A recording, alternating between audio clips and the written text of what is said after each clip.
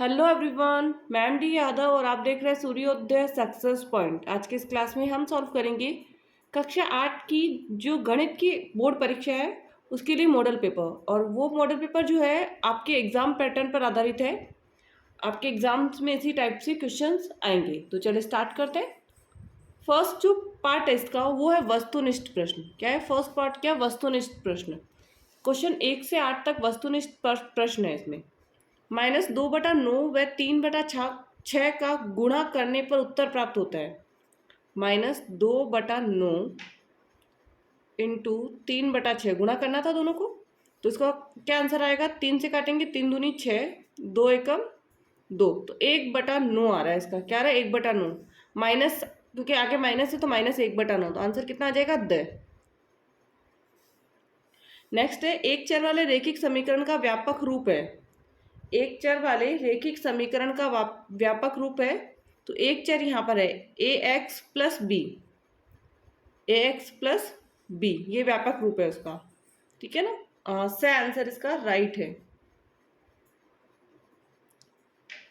Next है चतुर्भुज के सभी अंत्य कोणों के मापों का योग होता है। चतुर्भुज के अंत्य कोणों का योग जो होता है वो 360 होता है। अंत्य कोणों का योग कितना होता है चतुर्भुज के? 360। तो इसका आंसर क्या हो जाएगा? से। नेक्स्ट है निम्न में से किस संख्या की वर्ग संख्या के अंत में एक आएगा? तो 90 90 81 एक आएगा इसमें, 2 दूनी 4 आएगा इसमें, 7 7 49 का 9 आएगा, 3 3 का 9 आएगा। तो एक किस में आ रहा है? केवल ए में। ए आंसर हो जाएगा इसका। संख्या 9 की घन संख्या होगी। 9 की घन संख्या 90 90 81, 81 को 9 से करेंगे 729। 9 की घन संख्या तो 9 इंटू 9 इंटू 9, 90 90 81, 81 को 9 से करेंगे, 9 एकम 9, 9 अंटर 72। तो क्या जाएगा इसका भी? द। नेक्स्ट है निम्नलिखित में सही है बट्टा अंकित मूल्य प्लस विक्रय मूल्य नहीं, बट्टा अंकित मूल्य माइनस विक्रय मूल्य। ठीक है, ये भी राइट है इसका। तो उसका आंसर जो हो जाएगा 6 का ब। क्या हो जाएगा? ब। 6 का जो आंसर है इसका वो क्या हो गया हमारा? ब। नेक्स्ट है निम्नलिखित में कौन सा द्विपद व्यंजक है? ये तो एक पद है, ये त्रिपद है, द्विपदीय व्यंजक है। तो ये दोनों मिलाकर क्या हो जाएगा? 5 और 2 7x हो जाएगा, तो ये एक पद बन जाएगा। तो ये द्विपद है। ब वाला आंसर इसका क्या होगा? राइट है। तो 7 का भी क्या हो गया? ब। नेक्स्ट है 8 4 की घात 9 इंटू 4 की घात 3 का घातांक रूप है। का घातांक रूप है तो 9 और 3 को जोड़ दीजिए। 9 और 3 को हम जोड़ेंगे तो यहाँ पे कितना आ जाएगा? 12। तो घातांक रूप क्या हो जाएगा? 12 से। क्या आंसर हो जाएगा इसका? से। नेक्स्ट है अति लघुत्रात्मक प्रश्न। 9 से 12 तक जो है वो अति लघुत्रात्मक प्रश्न है। निम्नलिखित में गुणन के अंतर्गत उपयोग किए गए गुणधर्म का नाम लिखिए। हमको क्या लिखना है? गुणधर्म का नाम लिखना है। तो इसके जो गुणधर्म है वो है गुणन की क्रम विनिमयता। गुणन की क्रम विनिमयता। नेक्स्ट है 10 नंबर समीकरण को हल कीजिए।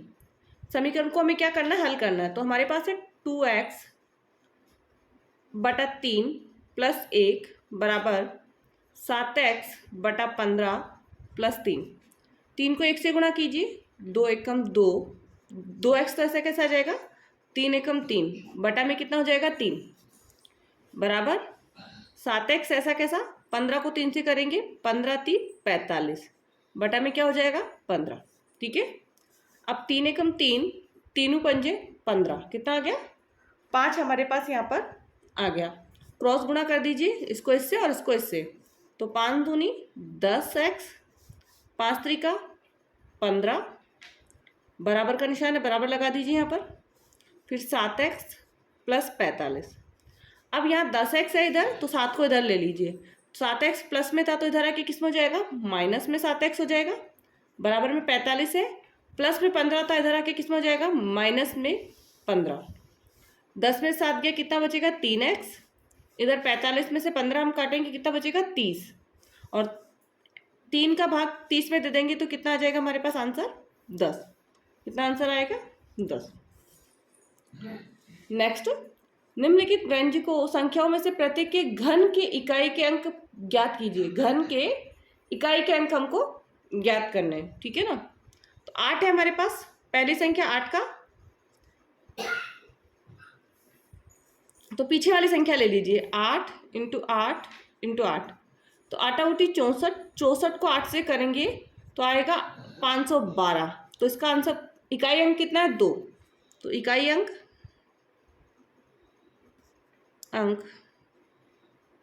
2। नेक्स्ट है 149, 149, इसके अंदर कितना है? 9 है, तो 9 को 3 बार ले लीजिए और 3 बार इसको गुणा करेंगे तो 729 आएगा। इसका इकाई अंक क्या आ रहा है? 9 ही आ रहा है, ठीक है ना। तो घन का इकाई अंक कितना हो जाएगा? 9। नेक्स्ट, निम्नलिखित का अनुपात ज्ञात कीजिए। 15 किलोमीटर घंटे की गति का स्कूटर की गति 30 किलोमीटर प्रति घंटे की गति, तो 15 किलोमीटर अनुपात 30 किलोमीटर, ठीक है। कट करेंगे, 15 एकम 15 और 15 दूनी 30, तो 1:2। आंसर कितना आ जाएगा? 1:2 इसका क्या हो जाएगा? आंसर हो जाएगा। नेक्स्ट है लघुत्रात्मक प्रश्न 13 से 22, खंड ए 13 से 16। 13 प्रश्न इसमें निम्नलिखित कथनों को पढ़कर सत्य असत्य में उपयुक्त पर अंकित चिन्ह लगाना है। क्या लगाना है? हमें सही चिन्ह का इसमें प्रयोग करना है। a की घात -m है, तो ये बराबर में a की घात 1/am हो जाएगा, तो राइट है, ये सत्य है। क्या होगा? सत्य है। -2 की घात -3 इंटू -2 की घात -4, तो इसका हो जाएगा 3 + 4। तो एक बार इसको करके देखते हैं, तो इसका क्या आएगा? -2 की घात -3 प्लस -4 ही रहेगा, ठीक है। या फिर इसका हो सकता था -2 की घात -7, ठीक है ना, ये हो सकता था, बट यहाँ पे तो है नहीं ऐसा, इसलिए असत्य। क्या हो जाएगा इसका? असत्य। नेक्स्ट, a की घात m बटा a की घात n, तो घाते क्या हो? माइनस होगी, हाँ सत्य है, घाते माइनस m -n होना चाहिए। घाते तो माइनस होगी लेकिन m -n होता, यहाँ पे क्या है? n -m है, तो ये भी क्या हो जाएगा? असत्य हो जाएगा। नेक्स्ट है 0.00007 m बराबर 7 इंटू 10 - 5, 1 2 3 4 5 ही है, तो हाँ ये सत्य है। ये इसके अंदर क्या हो जाएगा? पॉइंट से पहले आप संख्या देख लीजिए, बस आप एक इसको भी ले रहे हो ना, 1 2 3 4 5 6, तो 6 आना चाहिए आता। यहाँ आंसर आता है इसका 10 इंटू 10 की घात -6, तो ये सत्य होता, लेकिन यहाँ पे असत्य होगा। नेक्स्ट है रिक्त स्थानों की पूर्ति कीजिए। एक समचतुर्भुज के विकर्ण परस्पर लंब समद्विभाजक होते हैं। क्या होते हैं? लंब समद्विभाजक होते हैं। एक आयत में विकर्ण बराबर होते हैं। क्या होते हैं? बराबर होते हैं। बहुभुज के सभी बहिष्कोणों का योग जो होता है वो 360 होता है। कितना होता है? 360 डिग्री। यदि समलंब की असमांतर भुजाएं बराबर लंबाई की हो तो इसे क्या कह सकते हैं हम? समद्विबाहु समलंब कह सकते हैं। क्या कह सकते हैं? समद्विबाहु समलंब कह सकते हैं। नेक्स्ट, खंड ए का खंड बी से मिलान कीजिए। a इंटू बी प्लस सी, तो a को b से गुणा कर देंगे और a को c से, तो ab प्लस ac, तो यहाँ 4 नंबर पे मैच होगा। pq into pq minus p square और q square, minus p square और q स्क्वायर, ये खोलने पर इसका रूप जो आएगा ये आएगा। इधर 2 और 3 कितना हो जाएगा? 5, तो 1 की घात 5। नेक्स्ट, इन प्रयोग में आप जो परिणाम देख सकते हैं उन्हें लिखिए। पहिए को घुमाना, तो पहिए को घुमाने पर जो परिणाम आएगा वो क्या आएगा? A B C और D, 4 परिणाम आ सकते हैं हमारे पास, A B C और D। दो सिक्कों को एक साथ उछालने पर परिणाम क्या आएगा? हेड हेड आ सकता है, हेड टेल आ सकता है, टेल टेल आ सकता है और टेल हेड भी आ सकता है। मतलब 4 परिणाम आएंगे। कितने आएंगे? 4 परिणाम।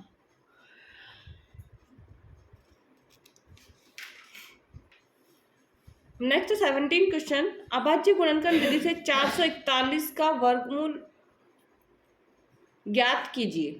तो 441 का हमें अभाज्य गुणनखंड विधि से, तो अभाज्य संख्या कौन सी होती है? वह संख्या जो किसी और पहाड़े में नहीं आती है, वो क्या कहलाती है? अभाज्य संख्या कहलाती है। तो 441 का हम निकालेंगे, तो 7 से करेंगे पहले, 7 पंजे 35, 7 छंग 42, 6 आ जाएगा, 2 बचेगा, 7 तिया 21। फिर 7 से करेंगे हम, 7 7 7 9 63, 3 से करेंगे, 3 3 का 9 और 3 1 3। अब यहाँ से जोड़ा बना लीजिए। आप पहले तो लिख दीजिए 441 की गुणनखंड क्या गया है? 7 × 7 × 3 × 3। और इसे जोड़ा बनाना है, 2 2 के जोड़े बना लेंगे हम। 7 का जोड़ा बन रहा है, 3 का जोड़ा बन रहा है, 7 का एक साथ लिया × 3 ले लिया, 7 तिया 21। तो इसका आंसर क्या आया हमारे पास? वर्गमूल कितना आया? 21। नेक्स्ट है, एक समबाहुभुज की भुजाओं की संख्या ज्ञात कीजिए यदि इसका प्रत्येक अंतः कोण 165 डिग्री का हो। प्रत्येक अंतः कोण हमको दे रखा है, और प्रत्येक अंतः कोणों का जो फॉर्मूला है वो क्या है? अंतः कोण बराबर n-2 × 180 बटा में कितना आ जाएगा? n। ये इसका क्या होता है? सूत्र होता है कि प्रत्येक अंतः कोण ज्ञात करने का जो सूत्र होता है वो n-2 × 180 बटा n। ठीक है, अब हमें n तो नहीं पता क्योंकि हमें भुजाओं की संख्या निकालनी है, तो n निकालना है हमको। 165 दे रखा है, तो यहाँ पे हम लिखेंगे 165। ये n इधर है, जो भाग में इधर आके किस में हो जाएगा? गुणा में हो जाएगा। तो 165n बराबर n-2 × 180। ठीक है, अब 165n बराबर 180 को n से किया, 180n आ जाएगा, माइनस 180 को 2 से किया, 360 डिग्री हो जाएगा। ठीक है, अब यहाँ पे n वाली संख्याओं को n की तरफ लेंगे, तो 180n माइनस 165n बराबर 360।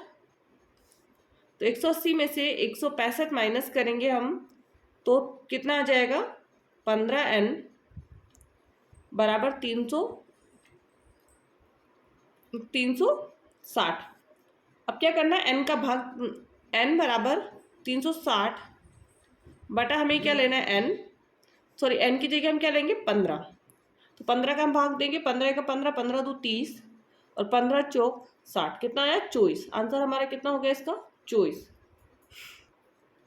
नेक्स्ट है 19 नंबर प्रश्न, 5% वार्षिक दर से 15,000 रुपये का 2 वर्ष के अंत में ब्याज और भुगतान की जाने वाली कुल राशि हमें ज्ञात करनी है। ब्याज भी निकालना और कुल भुगतान की राशि भी हमें निकालनी है।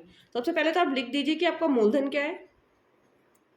मूलधन बराबर कितना है? 15,000। ठीक है, दर कितनी है?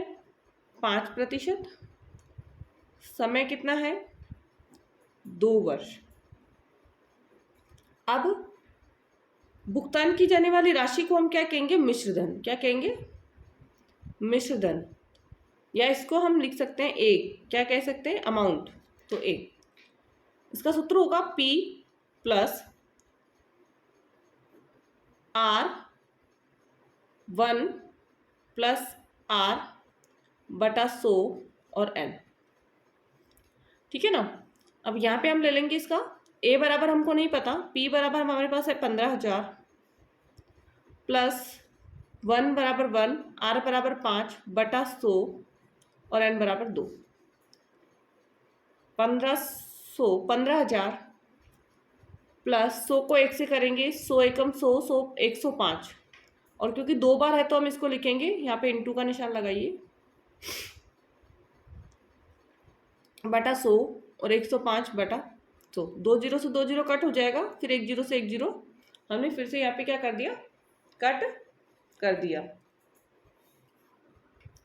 अब 15, 105 और 105 को हमें गुणा करने पर हमारे पास जो आंसर आएगा वो आएगा 16, 53, 75। और इसमें हम 10 का भाग दे देंगे तो कितना आ जाएगा, पॉइंट लग जाएगा यहाँ पर 16,537.5 हमारा क्या आ गया, मिश्रधन आ गया, मतलब अमाउंट आ गया। ठीक है, एंड हमारे पास ब्याज क्या हो जाएगा, ब्याज के लिए हम 15,000 इसमें से माइनस कर लेंगे, तो 15,000 माइनस करेंगे तो 1,537.5 हमारे पास क्या बचेगा, आंसर बचेगा। तो ये तो हमने निकाला चक्रवृद्धि ब्याज के सूत्र से, किसे, चक्रवृद्धि ब्याज। ठीक है ना, इसमें क्योंकि इसमें दे नहीं रखा है कि आपको साधारण ब्याज से निकालना है, चक्रवृद्धि ब्याज से निकालना है, तो आप साधारण ब्याज के सूत्र से भी इसको निकाल सकते हैं, वो बहुत इजी रहेगा साधारण ब्याज वाला। नेक्स्ट है प्रश्न नंबर 20। यदि 15 श्रमिक किसी दीवार को 48 घंटे में निर्मित कर सकते हैं तो इसी कार्य को 30 घंटे में पूरा करने के लिए कितने श्रमिकों की आवश्यकता होगी। सबसे पहले तो घंटों की संख्या हम लिख देते हैं, उनकी संख्या। पहला तो कितना था, 48 घंटे, और फिर कितना, 30 घंटे। ठीक है ना, अब है श्रमिकों की संख्या, तो 48 की में तो कितने, 15 श्रमिक, और 30 घंटे के लिए कितने श्रमिक तो हमें नहीं पता, इसलिए हमने क्या ले लिया, y ले लिया। क्या लिया हमने, y। अब इसको हम है ना अनुपात, प्रतिलोम समानुपात की स्थिति में लिखेंगे, प्रतिलोम समानुपात की स्थिति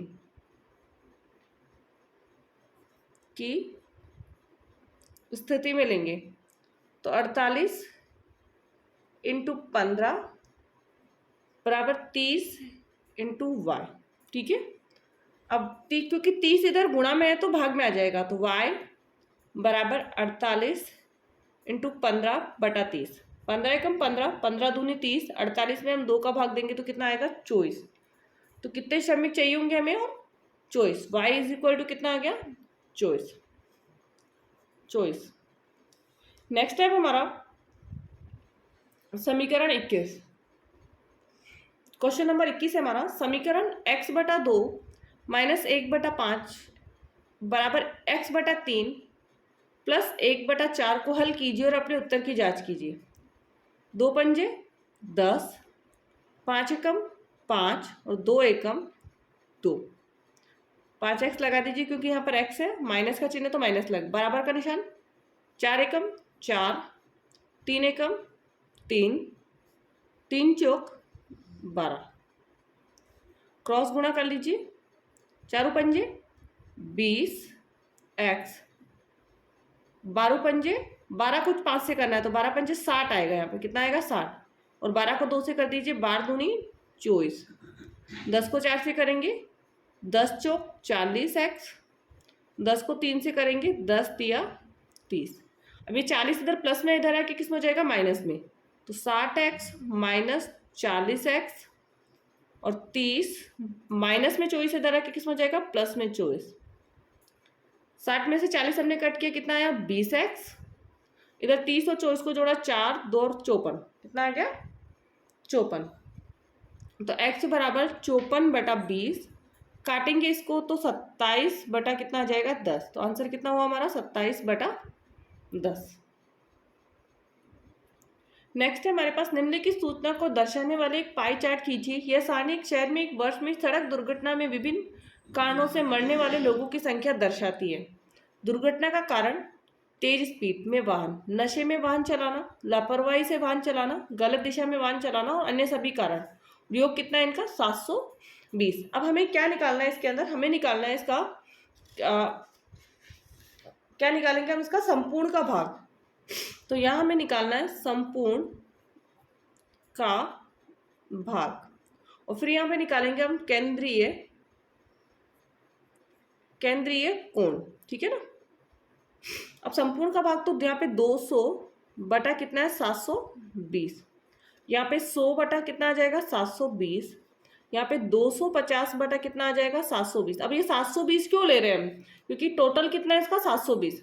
यहाँ पे 200 बटा 720, 100 बटा 720, 250 बटा 720, 120 बटा 720 और 50/720। नेक्स्ट का केंद्रीय कोण निकालना है, तो 200/720 इंटू क्या लेना है 360। 360 एक बार, और यहाँ 720 को कटेंगे तो 2 बार, तो 200 में 2 का भाग देंगे तो हमारे पास कितना आ जाएगा 100 डिग्री। कितना है 100। सेम यहाँ पर 720 इंटू 360 कट करने पे 100 का आधा कर दीजिए, यहाँ पे कितना आ जाएगा 50 डिग्री।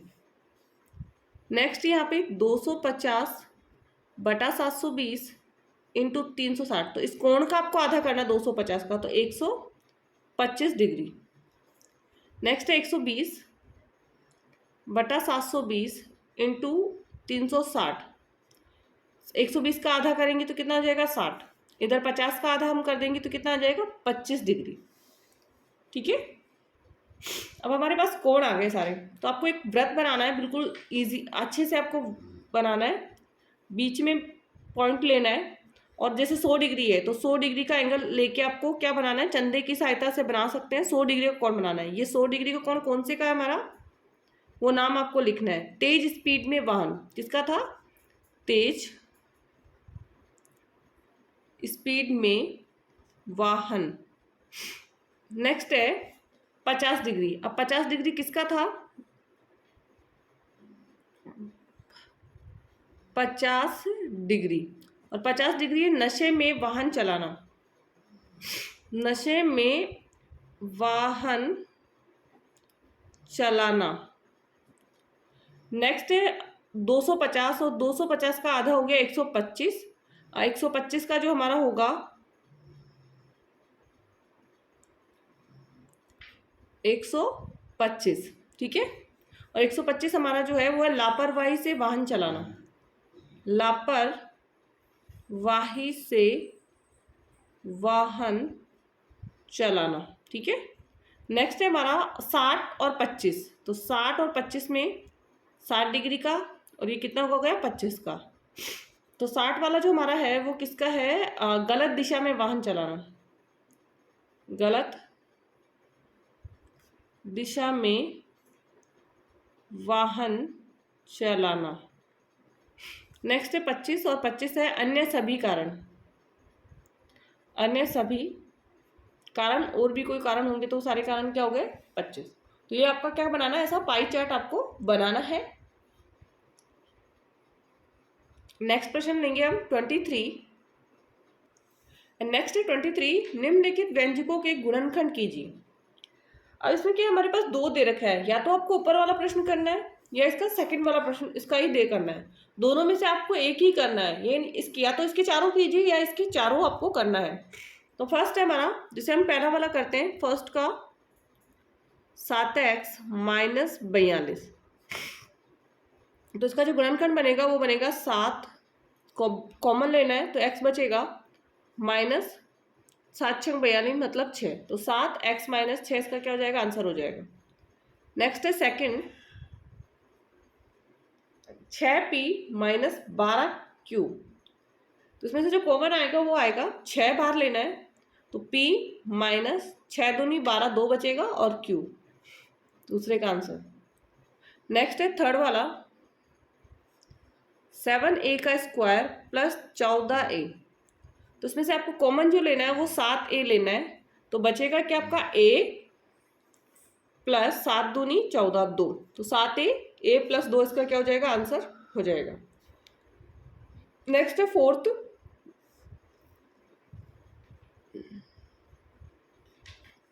-16z + 20z का क्यूब,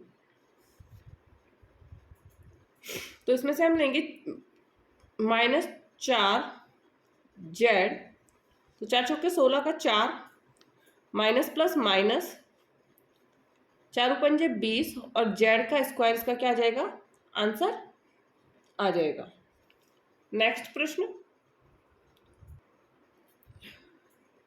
निम्नलिखित को हल कीजिए। इसमें भी 2 आपको, या तो ये 2 करना है या फिर ये दोनों करना है, तो हम ऊपर वाले 2 करते हैं। इसके पहला, इसका एक समचतुर्भुज का क्षेत्रफल 240 सेंटीमीटर है और विकर्ण में से एक की लंबाई 30 सेंटीमीटर है। दूसरा विकर्ण ज्ञात कीजिए, इनमें से कौन सा विकर्ण अधिक है अथवा कितना अधिक है। ज्ञात कीजिए। ठीक है, सबसे पहला हमारे पास समचतुर्भुज का क्षेत्रफल का सूत्र याद होने चाहिए आपको, जितने भी सूत्र फॉर्मूले हैं इसके। चतुर्भुज का क्षेत्रफल, तो हमारा इसका सूत्र होता है 1/2 विकर्णों का गुणनफल। विकर्णों का गुणनफल। समचतुर्भुज का क्षेत्रफल कितना था? 240 था। 1/2 विकर्ण, विकर्ण हमें 1 दे रखा है, 1 का हमें नहीं पता, तो उसकी जगह हम क्या लिख लेंगे? x। 2 से काटेंगे 15 आ जाएगा, 15 का भाग देंगे 240 में, 15 में 15 बचेगा कितना? 9, 15 छिकी 90, कितना आया? 16। अब 30 सेंटीमीटर वाला विकर्ण अधिक है, ठीक है ना, 30 सेंटीमीटर वाला अधिक लंबा है, अधिक लंबा है। अब कितना लंबा है इसके लिए आप माइनस कर लीजिए, 30 में से 16 माइनस कीजिए, कितना आएगा? 14 सेंटीमीटर। नेक्स्ट, इसी का प्रश्न है कि एक बेलन की ऊंचाई ज्ञात कीजिए जिसका आयतन 1.54 मीटर क्यूब और जिसके आधार का व्यास 140 सेंटीमीटर है। ये आपका मीटर क्यूब में है और इधर आपका सेंटीमीटर में है, तो पहले इसको मीटर क्यूब को सेंटीमीटर में चेंज करेंगे। आयतन कितना दे रखा है बेलन का? 1.54 मीटर क्यूब। सेंटीमीटर क्यूब में चेंज करने के लिए 3 बार 100 से इसको गुणा करना होगा, तो इसका आ जाएगा 154,00,00। ये आपका इसका क्या आ जाएगा? सेंटीमीटर क्यूब आ जाएगा। ठीक है, अब बेलन का आयतन का सूत्र, तो बेलन का आयतन का सूत्र जो हमारा होता है वो होता है πr² का आयतन, πr²h। तो पाई का मान 22/7 इंटू आर का मान 70 का स्क्वायर या 70 इंटू 70। एच हमको नहीं पता, बराबर में हम लिखेंगे 154,00,00। एच बराबर 154,00,00 इंटू 7 बटा में क्या आ जाएगा? 22 इंटू 70 इंटू 70। 0 से 0 कट, 0 से 0 कट, फिर एक साथ से एक साथ कट हो जाएगा। 22 सत्ते 154 होता है 7, फिर इस 7 से 7 हमने कट कर दिया, तो कितना आया? 100। ओनली फॉर एच बराबर कितना आ जाएगा? 100 सेंटीमीटर। आंसर कितना आएगा? 100 सेंटीमीटर, या हम इसको लिख सकते 1 मीटर। तो दोनों ही आंसर क्या हो जाएंगे? राइट हो जाएंगे। नेक्स्ट अब करेंगे इसका 25 नंबर क्वेश्चन। नेक्स्ट है इसका कि उपयुक्त पैमाने का प्रयोग करते हुए निम्न तालिका में दी गई राशियों के लिए आलेख बनाइए। कार द्वारा तय की गई दूरी समय घंटों में और दूरी किलोमीटर में है, तो ये हमें दे रखा है यहाँ पर। तो सबसे पहला कैसे ग्राफ बनाना है, तो आपको एक ग्राफ पेपर होगा आपके पास, जैसे ये टाइप का ग्राफ पेपर है हमारे पास। सबसे पहले इधर आपको ये लिखना है, तो 40 है ना, तो 40 4 4 4 2 4 3 का 12 4 4 का 16, तो बराबर डिस्टेंस में आप 2 2 में ले लीजिए यहाँ पर आप, तो 40, फिर 2 के अंदर आप ले लीजिए, 2 बॉक्स छोड़ना है बीच में आपको, 80, फिर 2 बॉक्स छोड़ने हैं आपको, कितना आएगा? 120, फिर 2 बॉक्स छोड़ने हैं आपको, और आपको यहाँ पे कितना लेना है?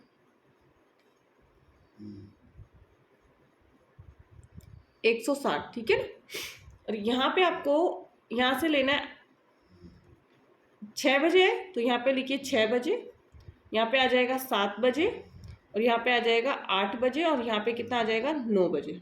ठीक है, अब 6 पे कितना था? 40 था, तो यहाँ पे पॉइंट आएगा। 7 पे कितना था? 80 था, तो यहाँ पे। 8 पे कितना था? 120, तो यहाँ पर। 9 पे कितना था? 160 था, तो यहाँ पर। अब इस लाइन को आप क्या कर दीजिए? मैच कर दीजिए। ठीक है, अब इसमें क्या है? 7 से 30 बजे प्राप्त हुए 8 बजे प्रातः के अंतराल में कार द्वारा कितनी दूरी तय की गई? 7:30 बजे व 7:30 यहाँ पे होगा, प्रातः व 8 बजे प्रातः के अंतराल में, तो 7 बजे कितना है वो देखना आपको, तो यहाँ पे आ रहा है बीचों बीच, मतलब 80 और तो 100 आ रहा है, यहाँ पे कितना है? 100। 7:30 तो कितना है? 100। और 8 बजे कितना है 120, तो अंतर कितना हो जाएगा इसका 20। 20 कार द्वारा दूरी, कितनी दूरी तय की गई अंतराल में कार द्वारा कितनी दूरी, तो कितनी दूरी तय होगी, आधे घंटे की होगी।